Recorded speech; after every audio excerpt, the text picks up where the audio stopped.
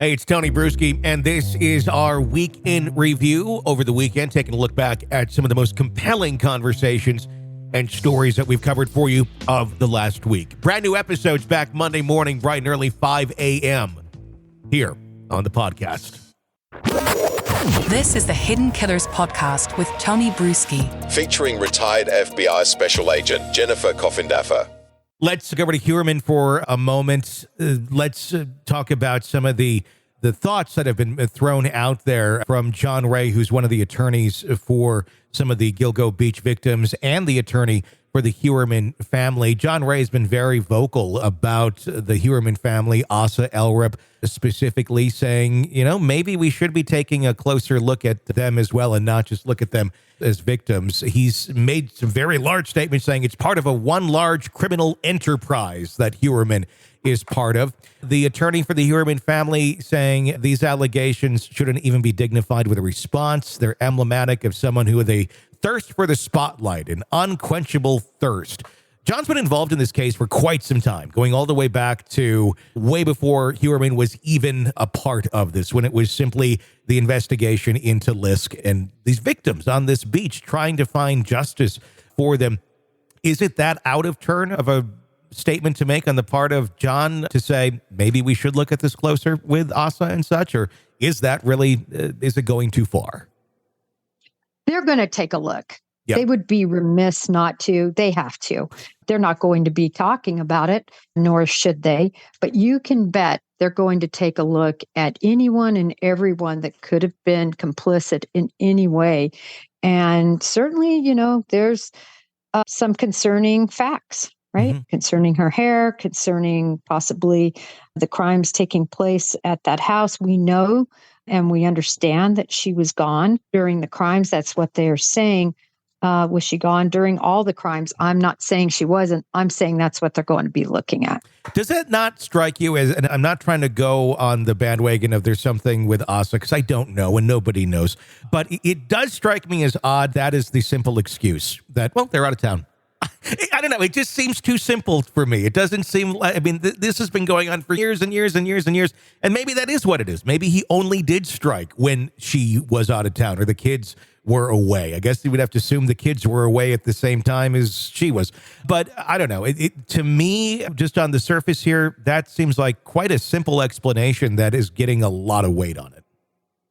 Well, recall too, we don't know for sure that anything happened at those houses. Sure.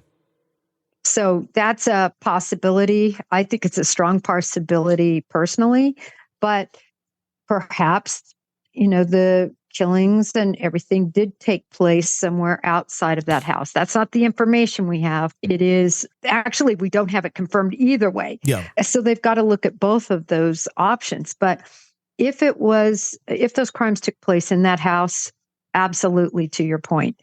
If they didn't, then maybe it makes total sense that there is nothing to imply her knowing about it or the kids. Yeah. And you'd have to go back and identify every single date and all that. And maybe that should be done. That probably definitely should be done to the best of one's ability of trying to go back into a calendar and figure out where one was over the course of 15 or so years on very specific dates. South Carolina is another area where they're looking at the Julia and Bean case. Investigators right now saying we don't really have anything super solid, but one of the most striking statements that's been made was from the daughter of Julia, immediately saying that she recognized Heuermann when she saw a photo of the suspected killer who owns a home in Palmetto State. She said, "I have chills. I've seen him. That was the last man I saw with her personally."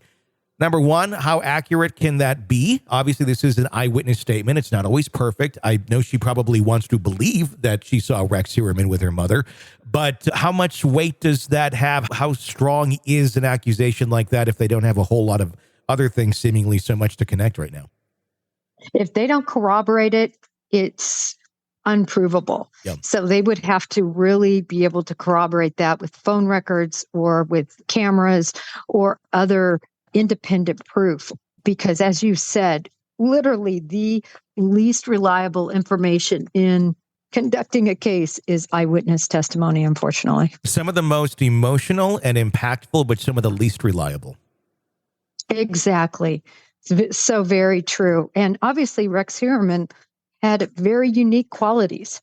So she could be completely accurate and on point, but they would have to corroborate that. And that seems to be an interesting thing that we see quite a bit in this case is the description of Heuermann. And that's what makes it a little bit different, I think, than others, is his ogre-like appearance. He stands out in a crowd, without a doubt. So it's easy, or it's not so easy to confuse him with someone else. So I don't know if that ends up putting a stronger weight on this versus others. I think it puts a stronger weight on it, but it doesn't nullify the fact that they have got to have independent corroboration, or those allegations really cannot be taken as anything that could be chargeable. You're locked into the Hidden Killers podcast. Want more? Start binging on all of our true crime podcasts right now through Apple Podcasts and get an ad-free experience when you sign up to be a True Crime Today Premium Plus member exclusively on Apple Podcasts. More of the Hidden Killers podcast dropping soon. Press subscribe now.